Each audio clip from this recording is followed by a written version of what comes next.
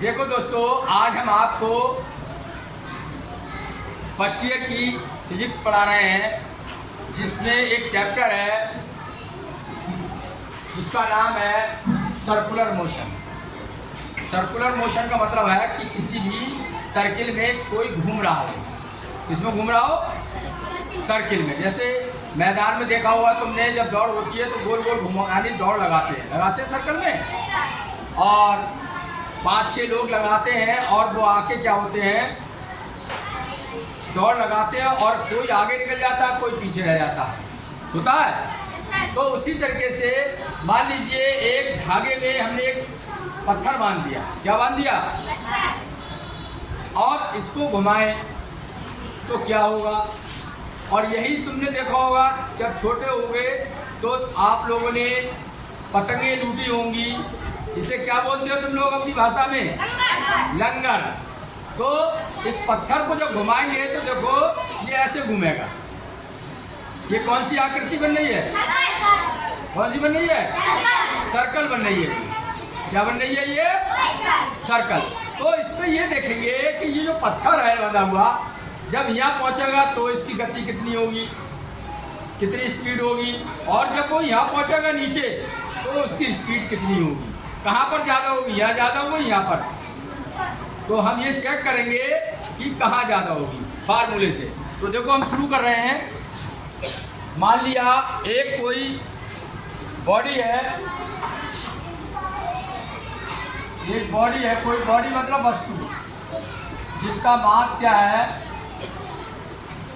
मास है उसका m। जो अभी पत्थर बताया था हमने, इसका मास क्या है? m। मास मतलब वजन, इसका वेट होता है, मल्टीप्लाई करते हैं, g से मल्टीप्लाई कर देते हैं तो वेट आ जाता है, mg हो जाता है। ये मास कहलाता है। क्या कहलाता है? मास। अच्छा, और ये यानी बना हुआ है किसी भी धागे से। किससे बना? स्ट्रिंग से। स्ट्रिंग मानी धागा, इससे बना है और इसे घुमा रहे हैं। क्या कर रहे हैं? घुमा रहे हैं। तो ये एक तो यहाँ पर होगा और एक घूमते घूमते कहाँ पहुँचेगा? बी पर पहुँचेगा। एक पॉइंट पे यहाँ से शुरू करा हमने, पहुँचा कहाँ पर? बी से कहाँ पर आ गया? ये पे आ गया। तो ये बात ध्यान देना है कि यूनिफॉर्म स्पीड से घूम रहा है। यूनिफॉर्म स्पीड से घूम रहा है। कौन घूम रहा है? m मास का ये कोई बॉडी है या पार्टिकल है, वो घूम रहा है। यूनिफॉर्म का मतलब है एक समान गति, एक समान गति।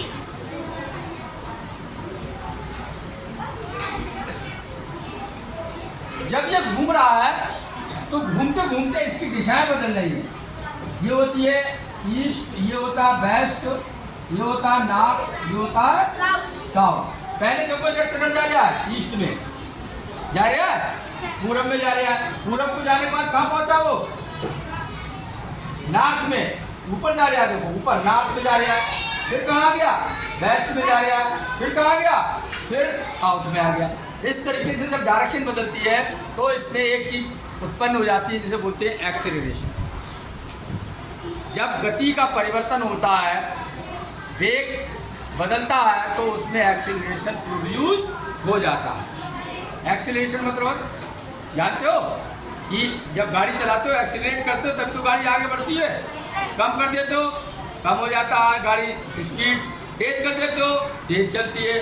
तो क्या हो रहा है? वहाँ पर गति का परिवर्तन हो रहा है। गति के परिवर्तन से क्या होता है? यहाँ पर यानी एक एक्सीलरेशन प्रोड्यूस हो जाता है। अब ध्यान से सुनो, इसका जो बॉडी है, इसका जो वजन होगा, इसे शो करते हैं mg से, वो नीचे की ओर होगा। क्योंकि जब धागा लटकेगा तो वजन यानी कहाँ आएगा? नीचे की ओर। और इसमें जो तनाव है, ये देखो, ये तनाव है। तनाव का मतलब खिंचाव, बिल्कुल टाइट है। और अगर ऐसे कर देंगे तो ढीला हो गया तनाव। तो इसका तनाव किधर है? ऊपर को खींच रहा है। वजन नीचे है और तनाव कहाँ हो रहा है? ऊपर गिर जा रहा है। हाँ, तो देखो तनाव इसका T1, टेंशन। तनाव का मतलब टेंशन है। आप देखो ये तो यहाँ पर हो गया, आप ऊपर जा रहे हैं, देखो कहाँ जा रहे हैं, ऊपर। ऊपर क्या होगा, वेट तो उसका नीचे ही होगा, वजन उसका नीचे होगा, लेकिन तनाव भी कहाँ होगा, नीचे को होगा। देखो देखो ये ऐसे ऐसे गिरने की सोचेगा तो यहाँ पर वजन नीचे था और तनाव ऊपर था, इसमें क्या दोनों चीजें नीचे ही होंगी, वजन और टेंशन। ये है टेंशन। क्या चीज है, टेंशन। टेंशन मतलब होता है, हिंदी में बोलते हैं तनाव। और ये है वेट। अब यह देखना है कि किस पॉइंट पर गति इसकी ज़्यादा है, तो ध्यान से सुनो। दो पॉइंट हमारे ए और बी, और ये लिख भी सकते हो, let tension at A is T1 और लेट का मतलब माना एट बी इज T2। यहाँ पर T1 है, यहाँ पर क्या है, T2 है। समझ में आ रहा है? तो देखो आगे, इसकी स्पेलिंग है SI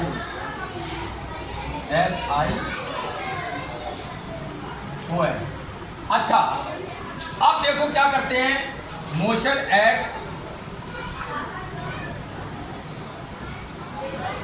पॉइंट मतलब बिंदु ए बिंदु यहाँ पर, यहाँ से ध्यान से देखना। टेंशन हो गया T1, ऊपर जा रहा है, और मास जो है, वेट जो है वो नीचे जा रहा है, तो ये घट जाएंगी दोनों चीजें, mg बराबर। इस धागे को, इस यानी पत्थर को घुमाने के लिए सर्कुलर पाथ पर मतलब सर्किल को घुमाने के लिए एक फोर्स की जरूरत पड़ती है।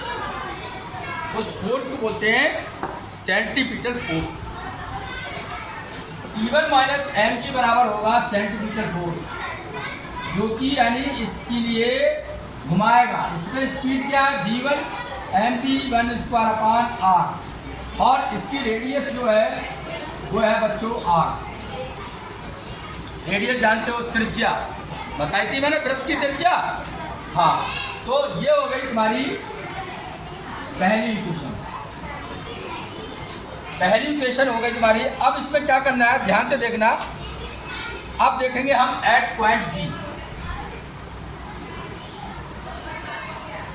मोशन एट पॉइंट बी पर। अब यहाँ पहुंच गया, अभी तो यहाँ पर थे, ये उल्टी दिशा में जा रहे हैं, एक ऊपर जा रहे हैं, एक नीचे जा रहे हैं। यहाँ पर देखो दोनों एक ही दिशा में है, ध्यान से देखो, एक ही दिशा में है। हाँ, तो एट बी पे क्या बनेगी, ये समीकरण बनेगी T2 प्लस mg, दोनों प्लस हो जाएंगे। यहाँ पर अपोजिट दिशा में थे इसलिए माइनस में, m कैपिटल M है, m v2²। वहाँ पर स्पीड कितनी है, देखो ये है v स्पीड, तो m v2, यहाँ पर v1 था, क्योंकि यहाँ पर v1 है, यहाँ पर v2 है। अच्छा, अब देखो ध्यान से, जब यानी ये धागा ऊपर पहुँचता है, क्या पहुँचता है, ऐसे करके, तो इसमें ऐसे आ जाता है, थोड़ा सा हल्का सा, यानी खिंचाव कम हो जाता है, टेंशन। तो इसको लगभग मान लेते हैं हम, क्या है, टेंशन 0 है। बट लेकिन T2 इक्वल 0, तो दूसरी इक्वेशन में रख दो T2 इक्वल 0, या रखेंगे तो mg इक्वल हो जाएगा, ऐसे लिख लो, 0 प्लस mg बराबर m v2²/r। इसको लिखेंगे ऐसे करके, ध्यान से देखो, mg बराबर m v2²/r। m से m कट गया, क्या बचा है हमारा, यहाँ से g बची, यहाँ से v2²/r, और ऐसे लिखेंगे v2² बराबर, 1 से गुणा कर दो gr, जी आर, या इसको यहाँ ले जाएंगे V2 बराबर हो जाएगा under root G are. V2 पे स्पीड कितनी आ गई? V2 पे स्पीड आ गई अंडर रूट जी आर। कितनी आ गई? Under root G R. G की वैल्यू होती है हमेशा 9.8 मीटर पर सेकेंड स्क्वायर। ग्रेविटी है जी अर्थ की, जिससे खींचती है जिस पावर से। जब इस पर रखेंगे आर की वैल्यू दी हो तो V2 पर स्पीड निकल आएगी। जैसे हम ये घुमाया, घुमाने के बाद इसकी हमें यानी त्रिज्या मालूम हो तो हम आसानी से क्या निकाल सकते हैं? स्पीड यहाँ पर निकाल सकते हैं। ये क्वेश्चन को होता है। अब ये तो हो गई स्पीड, इस पर कितनी स्पीड है अभी पता चल जाएगा। इस पे ज़्यादा आ रही है तो इसको हम क्या कर रहे हैं? मिटा रहे हैं थोड़ा।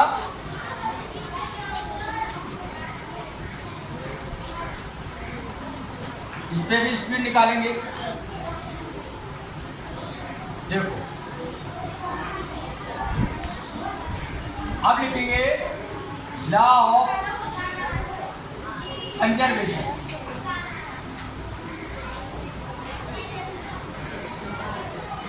Law of energy conservation, energy का निकालेंगे।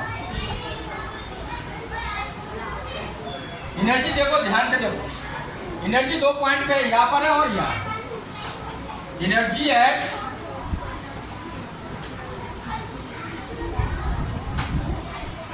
एट ए पर एनर्जी, ऊर्जा, ताकत। नीचे यानी आया तो कितनी ताकत है, ऊर्जा है, उसको क्षमता है, एबिलिटी है।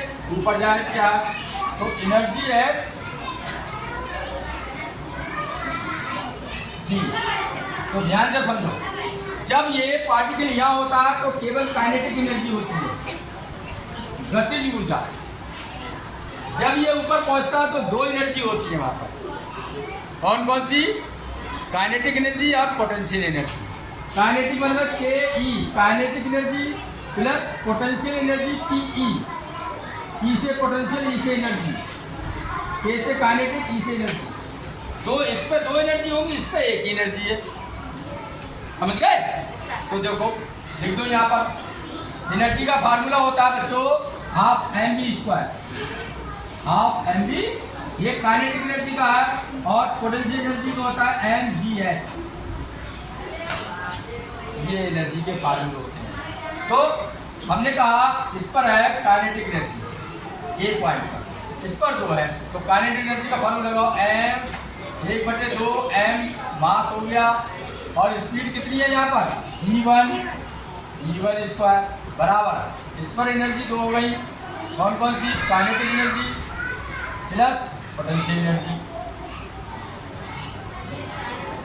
तो आगे बढ़ो, इसमें 1/2 एम V1 स्क्वायर बराबर काइनेटिक एनर्जी हो गई 1/2 एम। और क्या आएगा यहाँ पर? ये बात ध्यान देना है तुम्हारे लिए। यह एनर्जी क्या आएगी? यहाँ पर स्पीड है V2, क्या है यहाँ पर? प्लस ये होती है mgh। ये पोटेंशियल एनर्जी होगा, ये काइनेटिक एनर्जी होगा इस पॉइंट पर, क्योंकि यहाँ स्पीड ये है, यहाँ पर स्पीड ये है। तो आगे बढ़ो, इसे देखो। आगे बढ़ने के बाद स्पीड, ये फार्मूला क्या बनेगा? ध्यान से देखना, यहाँ पर गति, यहाँ पर स्पीड दी आई है बी पर, ए पर देखो कितना है। देखो ये कैपिटल एम, एच का मान हो जाएगा आर प्लस आर, मतलब कि 2r, क्योंकि आर ये है बच्चों और आर ये है, और टोटल यहाँ से वहाँ ऊपर तक जाओगे तो ये हो जाएगी हाइट इसकी। तो रख दो ये h की जगह 2r यहाँ पर, 1/2 एम V1 स्क्वायर बराबर 1/2 m V2 square plus m g और इंटू 2r। h की जगह रखेंगे। अब देखो प्लीज, इधर से m कॉमन ले लो, दोनों में कॉमन आ रहा है m, यहाँ पर m, यहाँ पर m, यहाँ बचा 1/2 V2 स्क्वायर, यह बचा m हट गया 2gr, half m v square यहाँ पर दिया है पहले का एम V1 स्क्वायर, देखो इस m से ये m काट सकते हैं बराबर में, ये नियम है, आगे चल के सीखो। और 1/2 यह बच गया b1 बच गया b1 स्क्वायर बटे 2 बराबर बच गया यहाँ पर 1/2 b2 स्क्वायर प्लस 2gr। बोलो यहाँ तक किसके समझ में आया? अब b2 की वैल्यू क्या है? पुटिंग मानी रखो, b2 की वैल्यू आई है जो मुझे आई है b2 स्क्वायर बराबर कितनी आई है? gr। बस ये gr यहाँ पर रख देंगे, यहाँ पर देखो स्पीड आ जाएगी यहाँ निकल। b2 की वैल्यू रखो, ये b1 स्क्वायर पहले जैसे तैसा बटे 2 ये वाली, और यहाँ को बराबर 1/2 b2 की जगह gr प्लस 2gr। इसका एलसीएम ले लो, कितना आएगा एलसीएम? 2, यह बचा gr, 2 दूनी 4 प्लस 4gr। तो b1 स्क्वायर बटे 2 बराबर ये 4gr मतलब हो गए 5gr। कितने हो गए? 5gr। बचे 2 से 2 काट दो, नीचे नीचे कट जाते हैं। तो b1 स्क्वायर इक्वल आ गया बच्चों 5gr। तो b1 इक्वल हो जाएगा, जब स्क्वायर हटता है तो इसका रूट चल जाता है, ये हो गया 5gr। अब देखो इससे पता चलेगा आपको b1 की वैल्यू कितनी आई है? 5gr। b2 की वैल्यू कितनी आई है? खाली रूट gr। कितने गुना ज्यादा है इस पर स्पीड? 5 गुना ज्यादा। कितनी गुना है? 5। जब ये स्टोन जो है वो नीचे आएगा, कहाँ आएगा? नीचे। घूमते घूमते नीचे आएगा तो इसकी स्पीड ऊपर से 5 गुना ज्यादा हो जाती है। समझ में आया? Yes sir. यही मोशन हमें दिखाना था। यहाँ पर मान लो 1 होगी तो यह 5 होगी स्पीड, या 10 होगी तो यहाँ पर 10 होगी तो यह 50 होगी।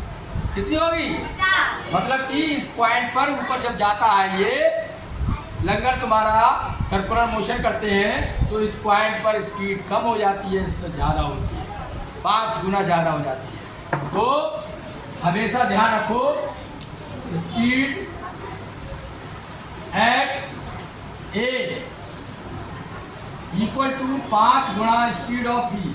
स्पीड एट बी 5 गुना बढ़ जाती है स्पीड जब हम लंगर घुमाते हैं, तभी हम तेजी से घुमाते हैं, ऊपर जाके कम हो जाती है। सबको समझ में आ गया? Thank you very much.